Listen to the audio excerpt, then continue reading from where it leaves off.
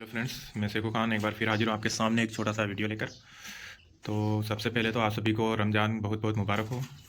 तो कल से हमारे रमज़ान स्टार्ट होने वाले हैं, तो लगभग एक महीने तक, जो उससे 2-5 दिन ज़्यादा भी मान लें, तो जितने भी अपने मुस्लिम भाई हैं उनका गेम लगभग बंद रहेगा।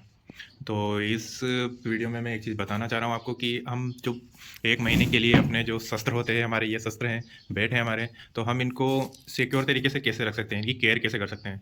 तो आज का वीडियो बैट की केयर के ऊपर ही है। हम बैट की केयर कैसे करें, अच्छे से देखभाल कैसे, उनको रखें कैसे। तो ये बैट हमारे जितने भी 3 बैट हैं, अभी 3 बैट के बारे में थोड़ा सा मैंने आपको पहले भी बताया था कि हम जब बैट खेलते हैं तो हमारे बैट के जो ग्रेन्स होते हैं वो विजिबल होकर शो होने लग जाते हैं। ग्रेन्स दिखाई देना या ग्रेन्स निकलना किसे कहते हैं, ये एक प्लेयर जो अच्छा प्लेयर हो या जो बैट के बारे में नॉलेज रखता हो, वो अच्छे से जानता है कि बैट में ग्रेन्स कब और कैसे निकलते हैं।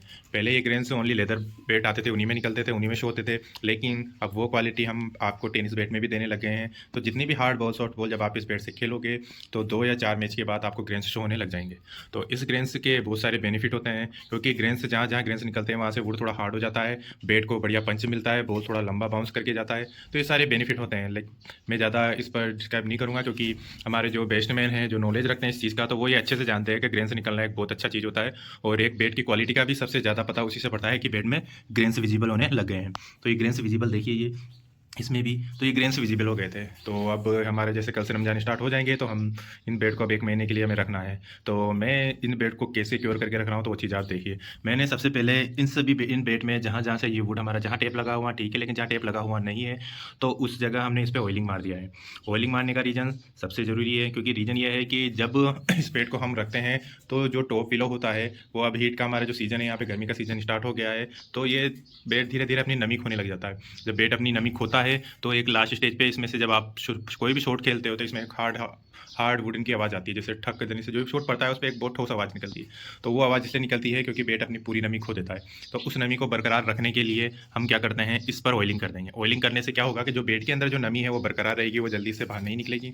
तो हम इसे अब 1 महीना 2 महीना जितना भी महीना रख सकते हैं, क्योंकि हमारे पास गर्मी के बाद बारिश का महीना स्टार्ट हो जाता है। तो बारिश में हमारे तरफ ऐसे कोई ग्राउंड नहीं है कि हम मैच खेलें। तो हम लोग क्या करते हैं कि बेट को अच्छे से ऑयलिंग करके रख देते हैं। ऑयलिंग से बेट का वजन नहीं बढ़ता है, मैं आपसे पहले भी कह देता हूँ। ऑयलिंग से इतना ऑयलिंग भी नहीं करना कि बेट अपन ज़्यादा ही हावी कर दे, बस इतना सा एक पॉलिश की तरह ऊपर से मारना है, जिससे क्या है कि ये बेट ज़्यादा नमी ना पकड़े। और बाई चांस क्या होता है कि आपका बेट ज़्यादा ड्राई हो जाता है, सूख जाता है, तो मैं आपको एक सलाह दूंगा कि अपने बेट को ऐसी जगह रखो जहाँ वो थोड़ी नमी पकड़ सके। उसमें वेट ज़्यादा नहीं बढ़ना चाहिए, लेकिन हल्की सी नमी, आपको गीला नहीं करना है, बस ऐसी जगह रखना है जहाँ पे नमी बरकरार रहे। तो उससे क्या है, बेट थोड़ा सा मॉइस्चर पकड़ लेगा, तो उसमें आप ऑयलिंग करके उसे रख सकते हैं। तो ये हमारा ऑयलिंग प्रोसेस होता है। ऑयल कौन सा यूज करना है, तो ऑयल लिंसीड ऑयल होता है, जो हमारा हल्दी का तेल होता है, उसे यूज करते हैं। और मैं आपको भी यही सलाह दूंगा कि आप भी वही तेल यूज करा करें, क्योंकि लकड़ी के लिए सबसे बेस्ट ऑयल कोई होता है तो वो लिंसीड ऑयल होता है।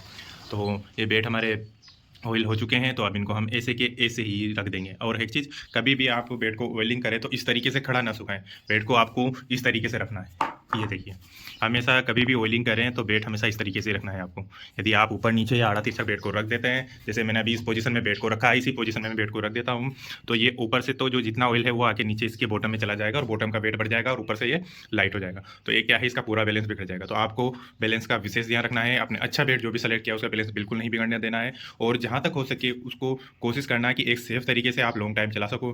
पर्सनल बेट जो होते हैं वो ज़्यादा लॉन्ग टाइम चलते हैं अपेक्षा उनके जिससे पूरी टीम खेलती है। तो आपको इस चीज़ का अच्छे से नॉलेज रखना है कि आपको पर्सनल बेट कैसे रखना है और टीम का बेट कैसे रखना है। मैं तो एक सीधी सी बात जानता हूँ कि यदि आपके पास कोई सा भी बेट हो, उसे एक सिक्योर तरीके से, एक सेफ तरीके से रखना और उसकी पूरी देखभाल करना, उसकी केयर करना बहुत ज़्यादा जरूरी है। तो मैं ये हमारे बेट है, बहुत सारे बेट हमारे 2 साल से ऊपर वाले भी है, हम उनको बहुत केयर से रखते हैं, उनकी देखभाल करते हैं। और हमें जितना ज़रूरत होता है उसमें बाइंडिंग करना, ऑयलिंग करना, उसको सुखाना या उसको मॉइस्चर में रखना, तो ये सारी चीज़ें ध्यान में रख के हम बेट को प्रॉपर्ली तैयार करते हैं। ये हमारे बेट हैं, ये सभी 3 महीने के आसपास पुराने हो चुके हैं, हम इसे रेगुलर खेल रहे हैं। बहुत सारे बेट ऐसे हैं जो संडे टू संडे खेलते हैं। तो ये सभी बेट अलग अलग उसके लिए हैं। तो मैंने आपको इसका तीनों बेट का शॉर्ट वीडियो पहले भी डाला है। आज का वीडियो बेट को सेफ या सिक्योर तरीके से कैसे रखना है उसका रख रखाव के ऊपर ये वीडियो था।